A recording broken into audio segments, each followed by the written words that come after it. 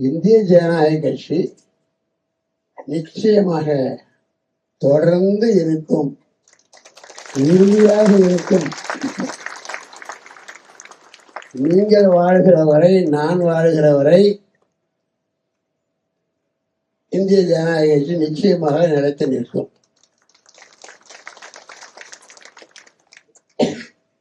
அதனால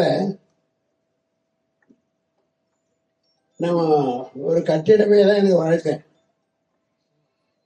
ஒரு கட்டிடத்தினுடைய ஆர்கிடெக்சர் பெரும்பாலும் இப்பெல்லாம் 20 மாடி 30 மாடி தான் கட்டிடங்கள் கட்டுறேன். ஒரு கட்டிடம் கட்டுறதுன்னா குறைஞ்சது ஒரு 3 வருஷம் ஆகும். அப்போ 5 வருஷம்னா அப்போ நீங்க அந்த பில்டிங் கட்டி முடிக்கிறதுக்கே 5 வருஷம் ஆகும். அது மாதிரி 4 இடத்துல நீ கடைக்கால் போட்டீங்கன்னா அது நடந்துகிட்டே இருக்கும். அதை நான் பார்த்துக்கிட்டே இருப்பேன். அதனால வயதிற்கும் அல்லது நம்மளுடைய எதிர்காலத்திற்கும் தொடர்பு இல்லை என்பதுதான் உண்மை. அதனால நாங்க இந்த கேயத்தை பல நேரங்களில் சொல்லியிருக்கோம் உங்களுக்கு எல்லாத்துக்கும். இந்திய ஜனநாயக கட்சி இன்றும் இருக்கும், நாளையும் இருக்கும், இன்னும் 100 ஆண்டுகள் இருக்கும்.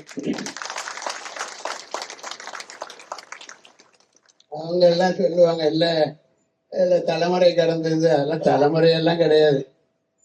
நான் சிந்தனை என்ன நினைத்தேனோ அது முடிக்கிற வரைக்கும், அந்த கட்டிடங்கள் இருக்கிற வரை, அதை பராமரிக்கிற வரை, என்னுடைய உணர்வுகள் அதை பற்றி இருக்கிற நேரத்தில் உறுதியாக அதை தொடர்ந்து அதை பராமரிப்பது, அதை பார்த்து மகிழ்வது, ஆர்கிடெக்சரை பார்த்து அதை சந்தோஷப்படுவது, இதெல்லாம் தான் எனக்கு வாழ்க்கை.